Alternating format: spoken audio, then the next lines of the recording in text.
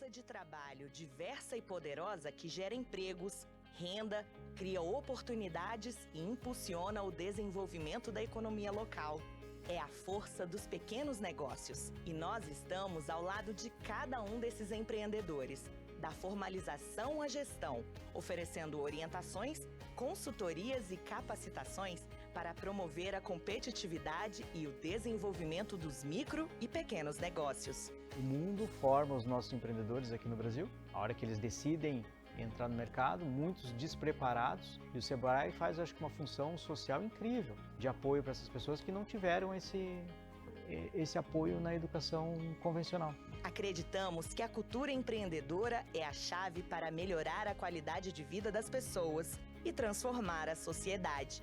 Por isso, é nosso papel ainda articular políticas públicas para facilitar a vida de quem empreende, fomentando a simplificação, o acesso ao crédito e promovendo a gestão e inovação em ambientes de negócios. A porta de entrada para quem busca orientação, conhecimento e apoio para empreender pode ser online ou presencial.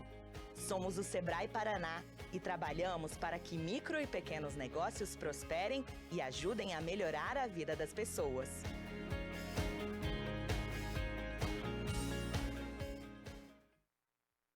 Olá, sejam todos bem-vindos a esse trabalho que nós iniciamos há alguns dias, tratando justamente da rede de secretários municipais, onde o Sebrae se posicionando como um parceiro que há muito tempo já tem uma articulação e uma parceria com os municípios do estado do Paraná, com governos de maneira geral. Nós estamos trazendo para vocês inúmeros conhecimentos e vamos trazer isso num formato diverso, como nós apresentamos no último módulo, onde nós temos vários momentos, vários workshops, alguns deles com transmissão remota, outros deles com presencial, que vão acontecer através das nossas regionais. Eu sou o Marcelo Padilha, gerente da Unidade de Ambiente de Negócios do Sebrae Paraná, e é a unidade que tem um papel fundamental na criação de estratégias que possam fortalecer os municípios do nosso estado, principalmente aquelas que vão trazer benefícios para as micro e pequenas empresas, que é o grande papel do Sebrae. No último módulo, eu acabei apresentando para vocês alguns dos resultados que é fruto das experiências e parcerias que nós temos no estado do Paraná, das diversas formas, algumas delas de simplificação e desburocratização, outras delas de inovação, outras de acesso ao crédito, enfim, são várias. E um outro tema também que nós estamos trabalhando há muitos anos com os municípios e com o governo do estado do Paraná é justamente sobre o tema de compras governamentais. Esse tema, que teve inclusive alguns anos já uma atualização de legislação, mas já há muito tempo, há mais de uma década, a gente vem trabalhando com experiências práticas, tentando demonstrar como de fato trazer o benefício diferenciado e favorecido para as micro e pequenas empresas, como traz na legislação. E para essas parcerias, contando com vários parceiros, um parceiro importantíssimo é o próprio Tribunal de Contas do Estado do Paraná, que estará conosco hoje nesse módulo. Mas eu gostaria de trazer uma informação que nós apresentamos no módulo anterior, que é justamente sobre a participação das micro e pequenas empresas nas compras municipais. Você, secretário, que está participando conosco hoje, dá uma olhadinha lá como é que está a participação das compras públicas das empresas aí da sua cidade. Qual é o percentual delas e qual é o volume de compras que as micro e pequenas empresas do seu município estão atingindo aí no seu local? Tanto as MEs, né, como as EPPs, o MEI também, enfim, nós conseguimos já, justamente por conta da parceria que nós temos com o Tribunal de Contas, fazer essa avaliação ao longo dos últimos praticamente 10 anos.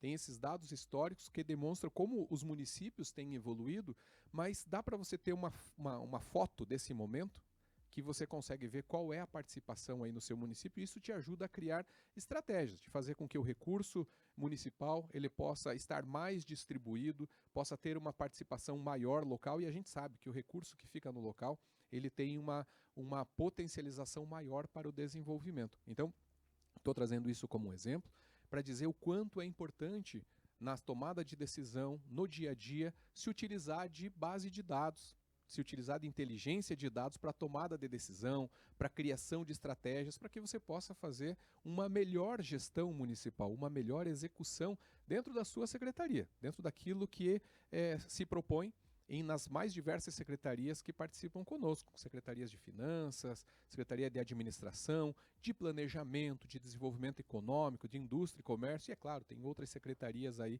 envolvidas, e que todas elas foram convidadas justamente por, além de aperfeiçoar o seu papel como secretário, poder ter uma entrega diferenciada dentro da sua secretaria, também pode levar o tratamento diferenciado e favorecido para as micro e pequenas empresas. E nesse sentido, é muito importante. A gente sabe, a maior parte das pessoas que estão participando conosco são novos secretários, muitos ainda estão aprendendo, aí estão se identificando com a função.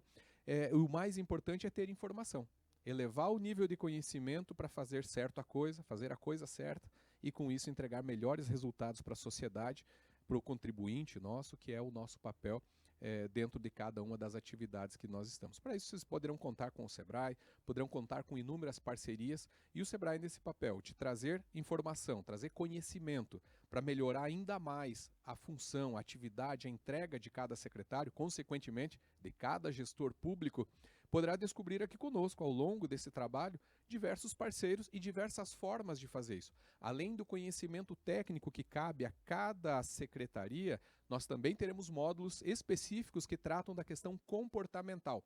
Você, secretário, enquanto uma liderança, não somente da sua equipe, uma liderança dentro da prefeitura municipal, mas também uma liderança aí na sociedade.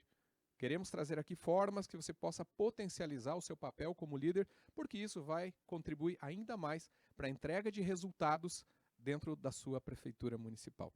Então, obrigado mais uma vez por estar conosco, e a gente tem hoje uma participação muito especial para um parceiro que é de longa data, que é do Tribunal de Contas, e eu quero convidar para já estar aqui conosco o Fernando e o Vitor do Tribunal de Contas, da Escola de Gestão. Podem vir aqui conosco, por favor, que hoje são os nossos convidados.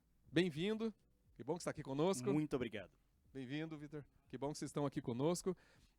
Isso reforça ainda mais a parceria que nós temos e principalmente, né, o nosso papel de trazer o quanto mais informação e mais conhecimento para a sociedade, melhor. É dessa maneira que a gente tem um Estado mais alinhado, os órgãos de controle, os órgãos que ajudam os municípios no seu dia a dia, trazendo mais informação, e isso faz com que aí no seu município, aí na sua atuação, na sua secretaria, você possa ter mais uma sensação de segurança maior dentro daquilo que se faz. Quanto mais informação, quanto mais conhecimento, as nossas chances de sucesso são muito maiores. Então, agradeço por vocês estarem participando conosco, agradeço os nossos parceiros por estarem aqui e desejo um ótimo dia de trabalho para nós.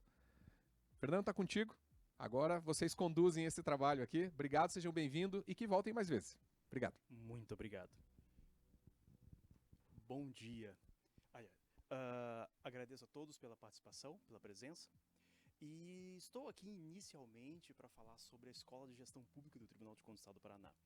Em especial porque o Sebrae é um parceiro muito antigo nosso. Já temos mais de 5 anos de parcerias em cursos, tanto presenciais, como remotos, como em EAD. E por que eu estou falando exatamente isso? Especificamente porque nós temos várias questões envolvendo as atividades do tribunal e exatamente o papel do Sebrae, especialmente perante a pequena empresa. Poucos sabem, o Vitor vai estar aqui para confirmar, mas na própria lei de licitações da 14133 nós temos um papel especial dos órgãos de controle, em especial para garantir o cumprimento e efetividade da lei de licitações. Tanto que, se você acessar a nossa plataforma basicamente é egp.tc.pr.gov.br, que eu vou deixar aqui o QR Code para vocês. Especificamente, nós temos uma série de cursos voltados especificamente para a microempresa, tá? E por que isso? Especificamente para que o pequeno empreendedor ele tenha condições de especificamente atingir o mercado público, ele realizar as compras públicas sem grandes atropelos, sem grandes custos extras. Mas, Fernando, os cursos da EGP eles são gratuitos? Todos são gratuitos de amplo acesso.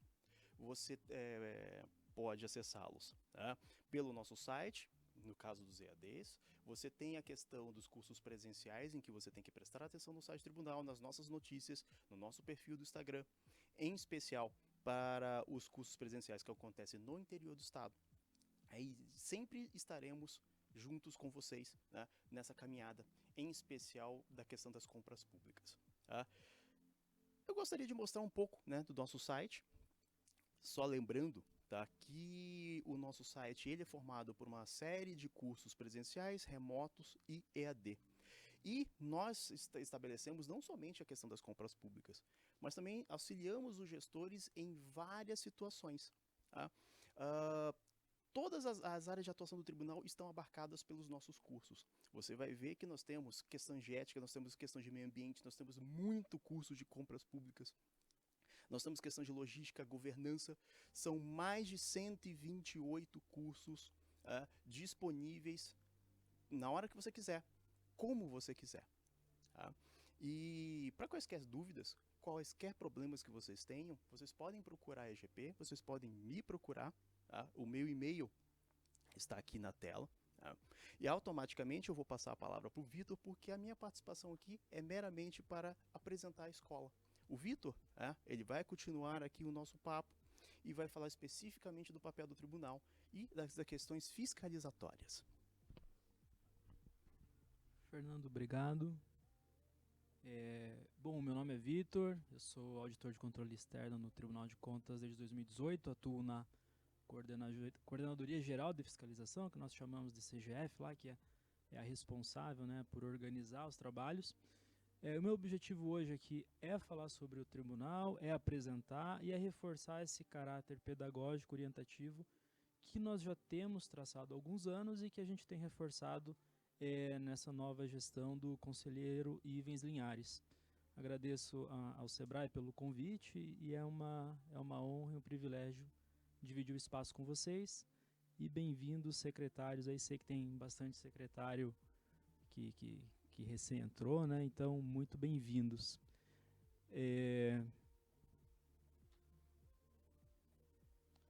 Dando um destaque aqui, inicialmente, para a competência de atuação dos tribunais de contas, né? Quando a gente escuta, às vezes, tribunal, a gente acaba misturando um pouco com o conceito de tribunal de justiça, etc. Então, uma breve contextualização do que é o tribunal de contas, né?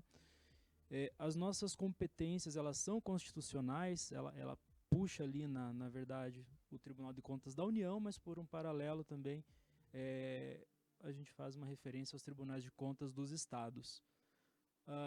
E os tribunais de contas atuam no controle externo no sentido amplo, tá, gente? Então, o controle externo é aquele que um poder, uma entidade exerce sobre outra, né? E aqui basicamente leva onde há recurso público, há interesse de agir do Tribunal de Contas. Então, esse é um contexto mais amplo de onde nós estamos inseridos. Agora, falando das principais atividades e como que nós exercemos o controle externo. Então, temos a Constituição Federal, a Constituição do Paraná, que traz algumas principais atividades. Tá? Então, a parte de registro de atos de pessoal, então sempre que ocorre uma admissão, uma pensão, uma aposentadoria, o tribunal tem que se manifestar e só após a manifestação do tribunal é que aquilo de fato toma efeito. Temos a questão do julgamento de contas de gestão, então da atuação dos servidores ali, dos gestores na elaboração dos atos, então o tribunal tem competência de julgar de fato essa atuação. Quanto às contas de governo, né, então a atuação do prefeito, por exemplo, do governador, na condução do seu governo, o Tribunal de Contas emite um parecer prévio opinativo. E, por fim, a competência ali, que é mais conhecida no senso comum, que é a questão da fiscalização e da auditoria. Então, são 4 das atividades que nós fazemos para preencher essa competência de atuar no controle externo. Importante trazer a questão de missão e visão do TCE, porque é algo que nos guia, né? Nos guia sempre. Então, e que elucida, né? Que transparece um pouco do que a gente busca no dia a dia e do que a gente vai demonstrar agora. Então, nossa missão é de atuar no controle de recursos públicos, contribuindo para o aprimoramento da administração e das políticas públicas. Então, perceba o termo aprimoramento, tanto para o gestor quanto para a administração como um todo, e a parte final, que é de políticas públicas. E em seguida, a questão da visão, né, que a gente pretende se consolidar como um tribunal próximo da sociedade, com mais resultados que a beneficiem. Então, acho que é importante a gente sempre destacar que o Tribunal de Contas não exerce, na verdade, ele não presta um serviço direto à sociedade, né? Quem presta serviço direto à sociedade são vocês do Executivo. Então, o nosso papel aqui é muito mais entregar valor para a sociedade por meio de uma atuação junto a vocês, né?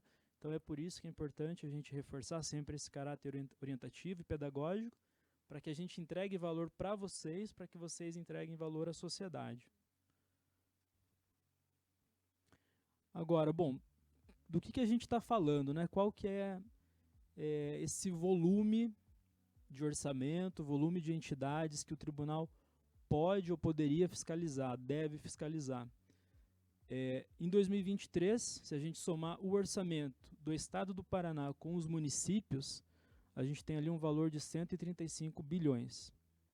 E a quantidade de jurisdicionados, né, órgãos, entidades, prefeituras, regimes, fundações, são mais de 1.300.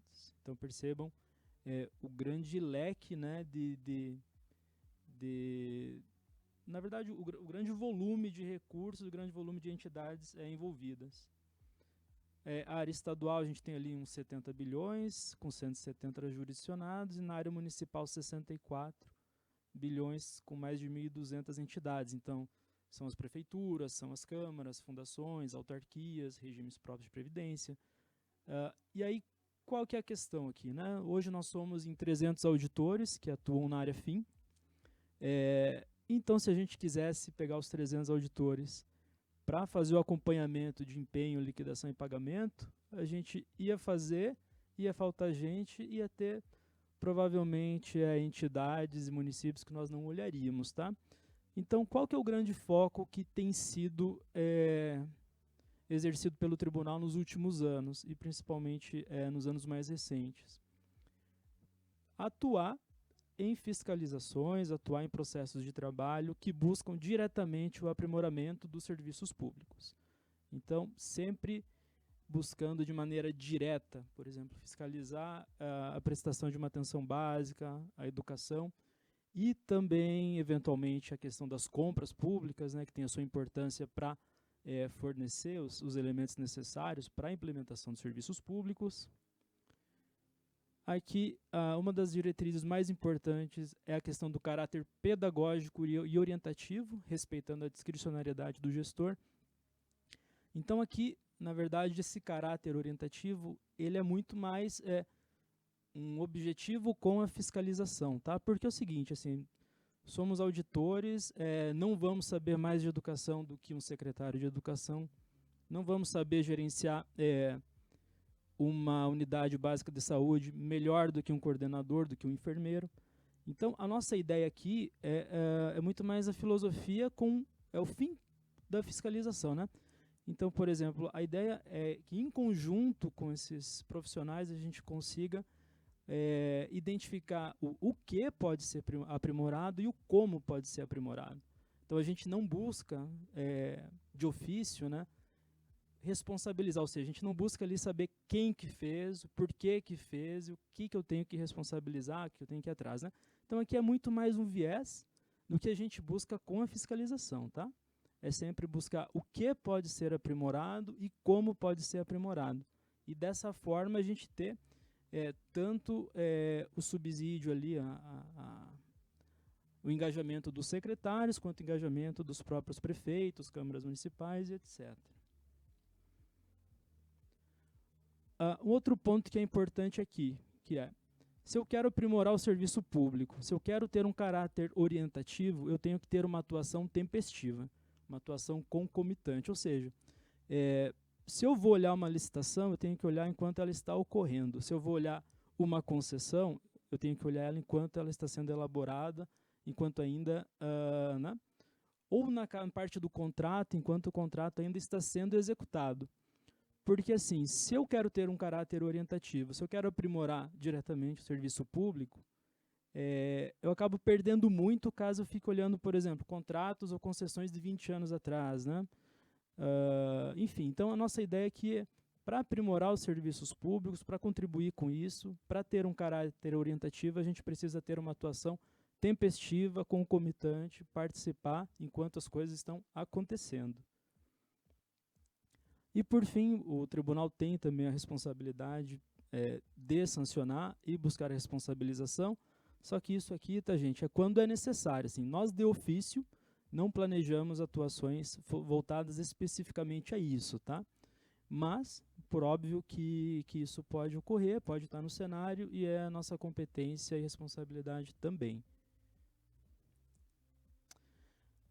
Bem, então como que o tribunal atua nas fiscalizações? Então eu vou falar ali sobre aquela quarta atividade, que é a atividade de fiscalização e auditoria, tá? Então, bom, eu sou lá secretário, sou secretário de saúde e recebo uma fiscalização ali do tribunal. A gente tem diferentes formas de iniciar uma fiscalização, tá? Tem aquelas formas de iniciativa própria, então que parte do tribunal mesmo, as fiscalizações. Temos a possibilidade de sermos provocados por autoridades externas e também sermos provocados pelo controle social. Quanto à iniciativa própria, nós temos um documento que traz uma série de diretrizes de atuação para atuação nas fiscalizações. A gente chama de PAF, é o Plano de Fiscalização. Ele tem uma vigência de 2 anos. Então, lá vão estar as principais diretrizes de atuação do tribunal para que a gente atue de ofício, tá? De maneira planejada. Temos também alguns processos de controle externo que podem levar a fiscalizações. Quanto às autoridades externas, por exemplo, podemos ser provocados pela LEP, seja pelo presidente da Assembleia, seja por alguma comissão. Temos também o instrumento da representação, então tem um rol de autoridades que podem apresentar uma representação para o tribunal e aí nós nos mobilizarmos, né, em torno disso. E também temos o controle social, seja via denúncia, e aqui denúncia é uma espécie de processo, tá? Não é uma denúncia em sentido muito amplo, tem uma série de requisitos, né, para se instaurar uma denúncia. Mas também existe o canal de ouvidoria. Então, o canal de ouvidoria também é um meio pelo qual o tribunal se informa e pode iniciar fiscalizações, né? E seja aqui a própria população, próprios servidores que às vezes percebem algumas situações, anexam ali algumas evidências iniciais e provocam o tribunal para atuar. Então, falando aqui sobre os principais eixos de fiscalização do PAF. Então, nós temos 3 principais eixos de fiscalização, tá? Que são aquelas fiscalizações de ofício. Então, para 2024, para 2025, temos essa grande temática de políticas públicas sociais e urbanas. Então, temos fiscalizações planejadas em andamento na área da saúde, educação, assistência social, de proteção aos direitos das mulheres, mobilidade urbana e saneamento básico. Temos também um rol de fiscalizações voltadas à gestão administrativa e previdenciária, então, licitações, a parte de execução contratual, ou seja, atuar no contrato enquanto ele está sendo executado, não apenas assim que ele foi concluído, né? As concessões e as parcerias público-privadas, que são contratações robustas e que impactam muito diretamente e por muito tempo a sociedade. Os RPPS, que são os regimes próprios de previdência, que nós conhecemos, sabemos que grande parte tem passado por dificuldade, então a gente tem atuado firmemente nisso também. A parte de receitas públicas, de tributação, né? A gente não consegue, ou os municípios não conseguem fazer política pública sem recurso, tá? E o tribunal tem há algum tempo já focado nisso. A ideia nunca foi motivar aumento de impostos apenas por motivar aumento de impostos, sempre foi buscando incentivar com que o município exercesse a sua fiscalização, né, a sua competência e a sua necessidade de arrecadar. E, por fim, a questão de folha de pagamento. E por último, o terceiro grande bloco, né? Então tem as políticas públicas sociais e urbanas, gestão administrativa e previdenciária, e temos a questão de obras e infraestrutura. Então, tanto a parte de licitações, quanto a parte de execução. Temos um esforço grande também há algum tempo quanto às obras públicas paralisadas, porque o problema das obras públicas paralisadas é que, além dela, obviamente, não servir de apoio, né, ao serviço público, ela acaba se deteriorando. Então, ao se deteriorar, depois você acaba nem conseguindo mais reaproveitá-la, né? Então, você basicamente joga dinheiro fora, deixa de prestar o serviço público. Então, há algum tempo que o tribunal tem focado nisso, e essa é uma ação que tem muito enfoque, inclusive, no Brasil todo. E uma outra ação que tem sido tomada já mais recentemente é quanto à manutenção e conservação de escolas, tá? Então, superados esses 3 pontos aqui, que são os grandes eixos de fiscalização de ofício, agora é importante a gente comentar aqui sobre os possíveis encaminhamentos da fiscalização. Então, sou lá um secretário, né, secretário de Educação, recebi uma fiscalização, então nós vamos lá, fazemos os procedimentos, e ao final o tribunal apresenta algumas providências a serem tomadas, né? Então, ao final da fiscalização, o que se busca é que o gestor implemente algumas coisas com base no que foi fiscalizado. Então, o primeiro possível encaminhamento da fiscalização a gente chama de recomendação. Então, sempre que vocês receberem uma providência ali chamada recomendação, o que ela quer dizer? Ela quer dizer que ela tem uma natureza colaborativa, ou seja, não é impositiva pelo tribunal. A gente, em conjunto, né, acorda de que tem uma oportunidade de melhoria de gestão, na melhoria de um processo de trabalho. E aqui a gente chama de recomendação. Ela não é mandatória, não é obrigatória, ou seja, não é compulsória, e tem o objetivo de apresentar oportunidades de melhorias. Então, por exemplo, nós fizemos uma fiscalização em IPTU em 2018 no município do Sudoeste, perto de Beltrão. E a gente constatou assim que a parte de cadastro imobiliário, por exemplo, estava funcionando bem. Todos os apartamentos, todas as casas, todos os terrenos estavam lá bem cadastrados, mas nós percebemos que tinha uma fragilidade quanto ao sistema, porque era basicamente um servidor que conhecia tudo de tudo, sabia inclusive número de inscrição imobiliária, e tinha essa fragilidade, ou seja, não tinha uma incorreção, não tinha uma impropriedade, porque o cadastro estava atualizado. Então, a recomendação que nós adotamos foi de instituir um sistema georreferenciado para gestão dessas parcelas, né, desse cadastro. Então, aqui é um exemplo de recomendação. Eu não tenho uma impropriedade, não tenho uma irregularidade, mas eu identifico uma possibilidade para aprimorar aquele processo de trabalho. Em contrapartida, aqui eu tenho a questão da determinação. Então, quando o gestor lá, quando o secretário receber uma providência chamada determinação, ela sim é de caráter compulsório. Por quê? Porque ela está vinculada a uma irregularidade, ao certo ou ao errado. Então, não tem uma discricionariedade quanto a isso, tá?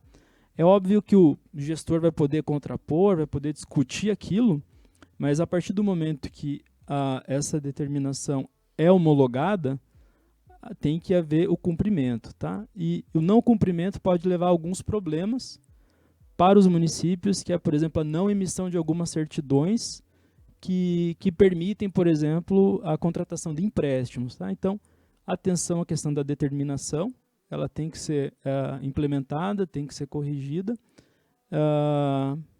com o risco aqui de travar algumas coisas, tá? Então, a determinação é algo que é irregular e que o gestor tem que ou deixar de fazer ou fazer algo para corrigir aquilo, tá? Uma terceira hipótese de encaminhamento é uma medida cautelar, então é uma medida excepcional e tem um caráter antecipatório, ou seja, tenho uma concessão que vai abrir daqui uma semana e eu identifiquei algo muito grave. Então eu posso apresentar, né, nós podemos apresentar ali para o tribunal uma medida cautelar pedindo a interrupção daquele processo. Então, nós não queremos isso, às vezes é até uma ineficiência do tribunal chegar lá muito tarde, mas acaba acontecendo. Então, é uma medida excepcional imediata para interromper algo.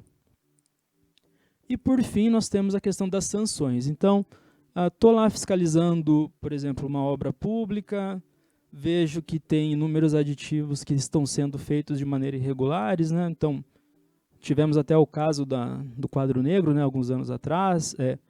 Inicialmente até foi identificado assim, pelo tribunal isso, né? Então, é aquilo, assim, comecei a medir, comecei a pagar e a obra não saía. Então, isso é uma irregularidade grave, né? Então, nesse caso, são casos, por exemplo, que a gente busca a responsabilização, busca a sanção, isso dentro, claro, do devido processo legal, tá bem?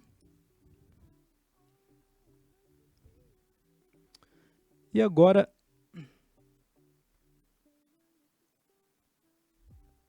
é importante a gente comentar sobre a questão dos resultados das fiscalizações, tá?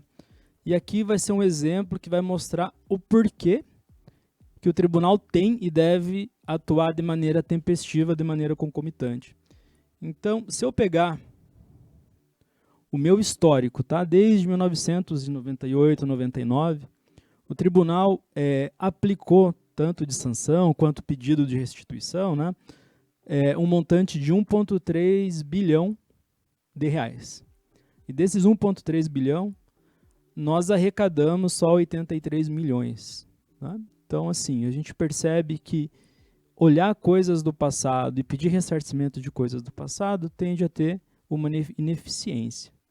Em contrapartida, por exemplo, só em 2023, em fiscalizações concomitantes, né, nós conseguimos um benefício aí de quase 1 bilhão de real. O que quer dizer isso? Né? Quer dizer assim, aqui quer dizer uma licitação que eu olhei o edital e o município corrigiu. Uma concessão que nós olhamos ali a fase interna, combinamos e corrigimos. Então, assim, esse aqui é todo o rol de fiscalizações que não tiveram, às vezes, nem processo, foram corrigidas ali ao longo da sua execução, né? Então, percebam que um ano a gente conseguiu 1 bilhão de benefício, enquanto, pegando um histórico de mais de 20 anos de sanções, 83 milhões apenas. Então, isso só reforça de que o tribunal precisa agir de maneira tempestiva. Bom, superada então a questão das fiscalizações e auditoria, vou comentar um pouco sobre essa outra atividade, que é a atividade relacionada às prestações de contas de governo, em que nós emitimos um parecer prévio. E provavelmente os secretários que já estão, já fazem parte de gestões anteriores, já têm um contato com o Progov, que é o nome do programa, né, que reformulou as prestações de contas. E os novos secretários, se não tiveram ainda contato, com certeza vão ter. E a ideia do Progov foi mudar o caráter das prestações de contas de governo. Então, a ideia foi aqui, essa reformulação, foi a ideia muito mais de poder empoderar, né, as áreas temáticas ali de saúde, educação e assistência, poder empoderar os servidores que atuam, para que a gente possa fazer um diagnóstico e avaliação da atuação do governante, né, na condução do seu governo. E, bom, então aqui, o que acabam sendo as prestações de contas dos prefeitos, né? Aqui a gente avalia a questão da atuação do governo como um todo, né, o atingimento ali do que ele pretende junto às grandes áreas temáticas, né? O que acontece? O tribunal aqui ele aprecia e emite um parecer prévio opinativo. Para quê? Para que, no caso dos municípios, a Câmara Municipal, de fato, faça o julgamento da atuação do prefeito. Então, anualmente, o que o tribunal faz? Faz um diagnóstico e avaliação da atuação governamental na área ali de assistência social, educação, saúde, administração financeira, transparência e relacionamento e previdência social. E também faz uma avaliação quanto à execução orçamentária e financeira. Então, todos os municípios têm lá um parecer prévio que contempla a avaliação em todos esses quesitos. E isso é remetido à Câmara Municipal e a Câmara Municipal, sim, que faz o julgamento dessas contas. Agora, comentar com vocês sobre os canais de comunicação com o tribunal. Então, como... Só um pouquinho.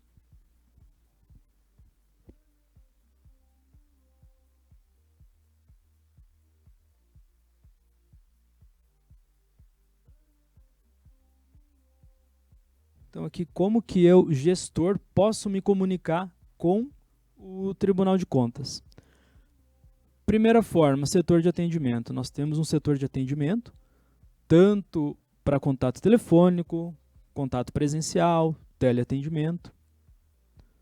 O Avia o que que é? É um atendimento virtual por inteligência artificial. Então, incorporamos a inteligência artificial, inclusive, para a parte de atendimento.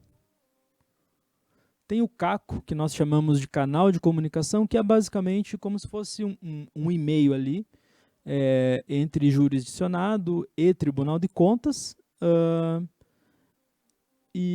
Bom, depois eu mostro aqui um pouquinho. E o quarto canal de comunicação é a própria ouvidoria de contas. Então, falando sobre o atendimento, tá? Então, pode ser feito de forma telefônica, então tem ali alguns números, de forma presencial, então preferencialmente por atendimento. Então, se vocês precisarem de um atendimento presencial, façam um agendamento, mas a gente pode recebê-los. Por videoconferência, né? O estado do Paraná é grande, Curitiba fica bastante afastada, assim, né? Então, é possível também agendar uma videoconferência e nós temos o CACO, que eu vou mostrar a seguir. A questão do Avia, tá? Então, a Avia é o atendimento virtual por inteligência artificial. Então, se você tem alguma dúvida ali sobre algum aspecto, entra no site do tribunal e qualquer coisa faz a pergunta ali já para o Avia, tá? Vou dar um exemplo aqui, tá, gente? A gente recebe muitos questionamentos quanto ao nosso sistema informatizado de atos de pessoal. Então, às vezes, tem perguntas que são muito recorrentes, né? Então, essa daqui, ó, por exemplo, ó, como corrigir um erro na versão tal do sistema? Então, o próprio Avia, a própria inteligência artificial, gera uma informação para você. Não gostei da informação, não entendi, tenho dúvidas, acho que não me serviu. Aí eu posso abrir um canal de comunicação, tá? Posso abrir uma demanda de comunicação, que é o CACO. Então, essa aqui é a tela do CACO, que é basicamente vai ter os dados ali de quem está preenchendo, né? De quem está redigindo o CACO.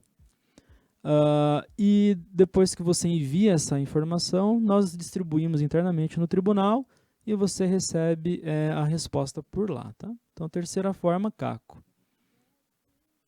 E a quarta e última forma é pela ouvidoria de contas. Então, lá pelo site você consegue ter acesso à ouvidoria. Então, tem 4 tipos de manifestação. Você pode fazer tanto um elogio, quanto uma reclamação, quanto uma solicitação. Também posso fazer uma sugestão, tá? Então, esse é o quarto canal de comunicação que nós temos. Agora, comentar aqui sobre as boas práticas de início de mandato.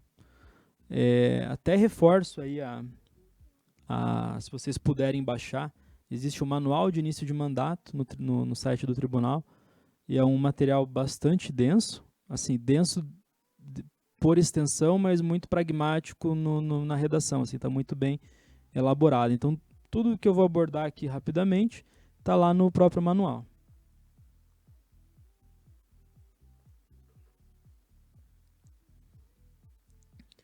Então, a questão de gestão de recursos humanos, começando com ela, né? Aqui, o que a gente comenta, o que sugere de boas práticas, tá? Primeiro aspecto é fazer o mapeamento, né? Fazer o mapeamento de quem são as pessoas que estão comigo, saber identificar quais são as lacunas de conhecimento que eu tenho que buscar, né? Capacitar, treinar, então tem tanto a EGP quanto o próprio SEBRAE que podem contribuir com isso. A questão da continuidade, né? Então, as pessoas que são chaves, que são críticas, que atuam em processos importantes, buscar fazer com que elas sigam, né, atuando naquilo. Para as funções importantes também, principalmente as técnicas, buscar fazer com que pessoas que tenham conhecimento técnico ocupem essas funções. O que mais? A questão também... Agora me fugiu esse outro item que eu iria comentar, tá? Não, me lembrei. É a questão, acho que o Sebrae pode entrar muito bem nisso, que é a questão de capacidade de gerenciar, a competência de gerenciar, tá? Às vezes a gente se torna secretário, depois a gente acaba nomeando um diretor, nomeando um coordenador, e é importante que ele tenha competência também para gerir, né? Como que eu gerencio projetos, como que eu faço planejamento. Então essa lacuna também precisa ser preenchida caso não seja, caso tenha alguma lacuna, né? Segundo aspecto, planejamento estratégico e definição de prioridades. Então, vocês têm aí 4 anos de governo. Então, o que o gestor precisa, né? Precisa inicialmente fazer uma leitura das necessidades da população. Claro que isso já foi, inclusive, elaborado no plano de governo. Então, assim, preciso saber quais são as necessidades para que eu possa definir quais vão ser os caminhos a serem adotados pelo município para atender essas necessidades e para poder impactar diretamente a minha população, né? Então aqui é importante, de fato, que o município faça um planejamento estratégico com objetivos, com a definição de indicadores e metas, com a definição de iniciativas, de entregas, e principalmente aqui definir as prioridades, né? Os recursos são escassos, as demandas são infinitas, então eu preciso ter prioridade. Terceiro aspecto, a capacidade arrecadatória. Então, principalmente aí os secretários de Fazenda, quem trabalha com a parte tributária, que o município tem a competência ali de arrecadar alguns tributos por conta própria, né? Então, IPTU, ISS, ITBI. Então, quando a gente fala de IPTU, por exemplo, o que o gestor tem que se atentar? Tem que se atentar inicialmente quanto à planta genérica de valores. Então, a minha planta genérica de valores, ela está atualizada? Ela é editada por meio de lei? O valor venal que é lançado lá para fins de tributação, ele está condizente com a realidade de mercado? Então, é o primeiro ponto.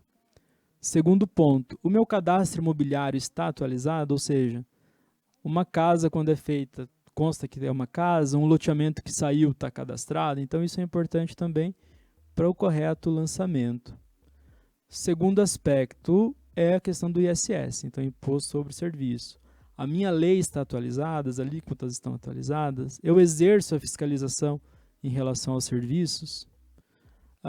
E aí, de maneira mais genérica, acho que é importante comentar sobre a dívida ativa, tá? Então, a dívida ativa ali, que é o imposto que é lançado e não é pago, a primeira questão, é importante que a gente faça a cobrança administrativa, ou seja, cobrança extrajudicial. Inicialmente, seja via notificação, mas algo que a gente percebe que tem surtido efeito é a questão do protesto. Então, sempre que vocês puderem fazer o protesto, né, implementar a questão do protesto como um instrumento de cobrança extrajudicial, tem surtido bastante efeito e tem lastro, tá? Tem lastro de jurisprudência para isso. Não consegui administrativamente receber esse recurso, então sim, eu executo judicialmente. O que não pode é acontecer a prescrição de dívida ativa, de créditos tributários, sem que eu tenha ido atrás do contribuinte, tá?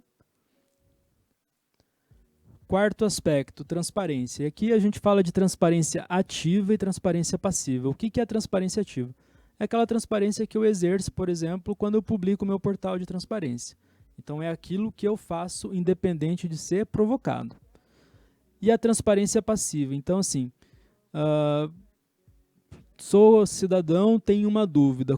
Com quem que eu converso, como que eu converso. Então, seja de maneira presencial, seja de uma maneira online, é importante que vocês tenham meios para que o cidadão os procure para tirar as dúvidas, para dar sugestões que entendam necessárias.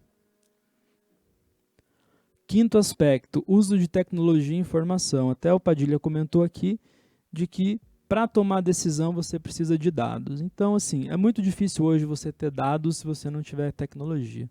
Então, façam uso da tecnologia, tanto para gestão tributária, gestão orçamentária, gestão financeira, para a parte de cadastro territorial imobiliário, uso de tecnologia e informação para suportar as políticas públicas, seja de saúde, seja de educação. Então, isso é algo relevante e que a gente não consegue mais deixar de fazer. Sexto aspecto é a questão do gerenciamento de crises. Isso tem surgido e tem sido cada vez mais... tem aparecido cada vez mais nas gestões. É um desafio novo. Veja o caso do Rio Grande do Sul, né? Então, que os secretários, prefeitos tiveram todo um desafio que era novo. A gente enfrenta situações parecidas aqui no Paraná, seja por questão de chuva ali, né, na divisa com Santa Catarina. Agora nós tivemos casos, por exemplo, de calor extremo. Então, nós tivemos cidades lá para o oeste, noroeste, em que os municípios tiveram, inclusive, que interromper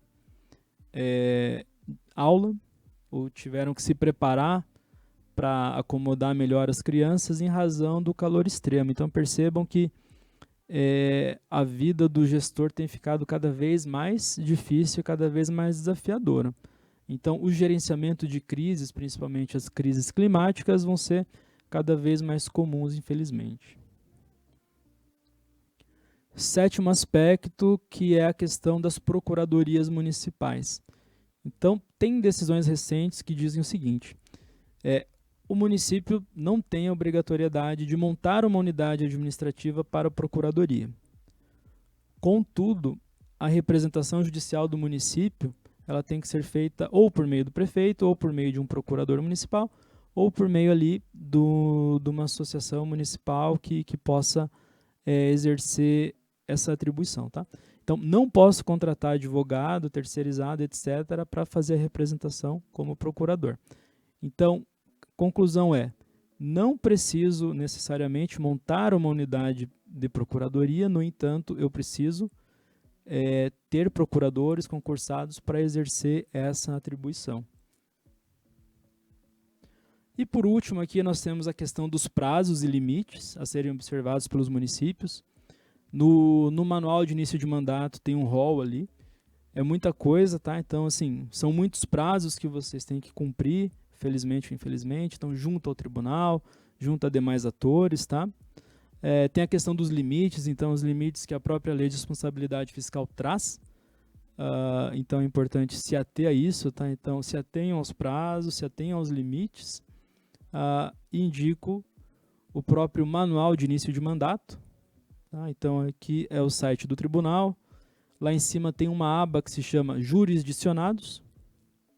Se vocês forem no cantinho esquerdo lá vai ter o manual de início de mandato, que é esse PDF. Então, recomendo a leitura, realmente está muito bom. Não sei se todos os secretários já participaram dos encontros de início de mandato, então o Tribunal de Contas tem feito 7 ou 8 eventos por todo o estado, até o pessoal está agora em Guarapuava. Os próximos vão ser em Campo Mourão, Santo Antônio da Platina e Maringá. Então lá também a gente vai abordar presencialmente vários assuntos, são 2 dias de encontro. Mas de qualquer forma, no próprio site do tribunal tem essas orientações aí por meio desse manual. Gostaria de deixar uma mensagem final aqui, que é a questão que o futuro depende do que fazemos no presente. Então, vocês como gestores públicos têm a possibilidade e têm a responsabilidade de moldar o futuro da sua cidade, moldar o futuro que seus filhos vão ter, que seus pais vão ter. Então, assim, se a sua cidade daqui 10 anos, 15 anos, 20 anos for uma cidade melhor, com certeza ela depende e muito se deve em relação à atuação de vocês no presente. Eu agradeço pela atenção, agradeço ao Sebrae pelo convite. Fernando, gostaria de passar alguma mensagem? Eu gostaria só de ressaltar que nós estamos sempre à disposição de vocês para eventuais dúvidas, angústias, problemas que vocês encontrem no cotidiano de vocês. nos busquem nos canais de comunicação. Se vocês eventualmente tiverem interesse nos cursos, acessem o site da EGP. O Vitor aqui e eu estaremos sempre à disposição, com prazer em responder a quaisquer dos seus questionamentos. Obrigado, Fernando. Só mais um recado. Pelo que nos foi passado, a gente não conseguiria ter uma interação de questionamento aqui durante o evento, né? Mas se vocês tiverem alguma dúvida, podem mandar por chat. E aí depois o Sebrae vai compilar, vai nos mandar e aí nós respondemos. Tá bem? Tem mais? Muito obrigado e até logo mais. Agradeço a todos e reforço o convite para que nos procurem, né, e retirem todas as dúvidas que acharem necessárias.